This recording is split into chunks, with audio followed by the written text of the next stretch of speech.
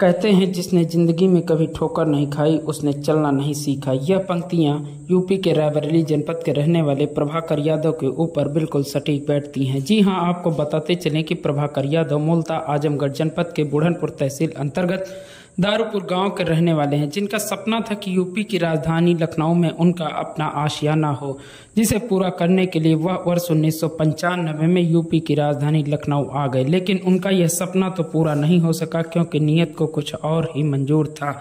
फिर भी उन्होंने हार नहीं मानी और लखनऊ से सटे रायबरेली जनपद में अपने एक मित्र की सहायता से अपना आशियाना बनाने के साथ ही खेती किसानी के लिए जमीन भी खरीद करने में सफल रहे। लेकिन उनकी चुनौतियां अभी समाप्त नहीं हुई थी, क्योंकि जिस जमीन को उन्होंने खेती किसानी के लिए खरीदा था वह तो तराई क्षेत्र में निकली, जहां पर खेती किसानी करना असंभव था। फिर भी उन्होंने हिम्मत नहीं हारी और मत्स्य पालन करने का मन बनाया। इसके बाद वह रायबरेली जनपद के मत्स्य निरीक्षक विजय कुमार से मिले। उनसे मत्स्य पालन की जानकारी हासिल करके उन्होंने मत्स्य पालन का काम शुरू कर दिया। अब वह लगभग 22 बीघे जमीन पर मत्स्य पालन का काम करके सालाना लाखों रुपए की कमाई कर रहे हैं। वह बताते हैं कि तालाब में तैयार मछलियों को वह गोरखपुर व लखनऊ के बाजारों में बिक्री के लिए भेजते हैं, जहां से उन्हें अच्छा मुनाफा मिल जाता है। रायबरेली से लोकल 18 के लिए सौरभ वर्मा की रिपोर्ट है।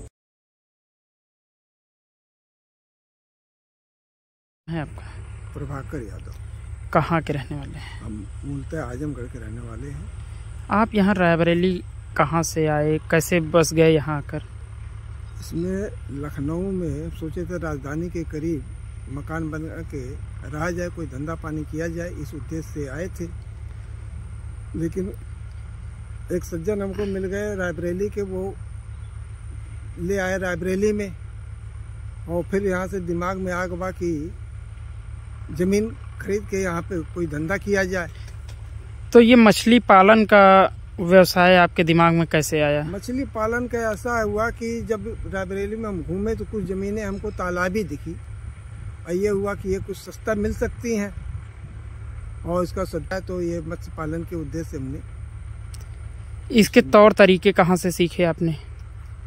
इसके बारे में हम मत्स्य पालन विभाग गए थे, राय लिए उन लोगों से, तो उन लोगों ने हमको कुछ बताया, दिशा निर्देश दिया, बच्चे उपलब्ध कराए।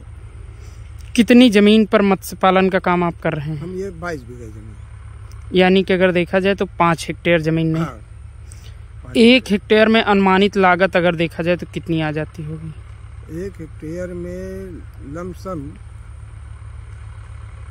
करीब 1 से 1.25 लाख रुपया अनुमानित लागत आ जाती है। और कमाई कितनी हो जाती होगी? कमाई करीब 3 से 4 लाख रुपये। इसमें कौन सी प्रजाति की मछलियां आपके तालाबों में पली हुई हैं?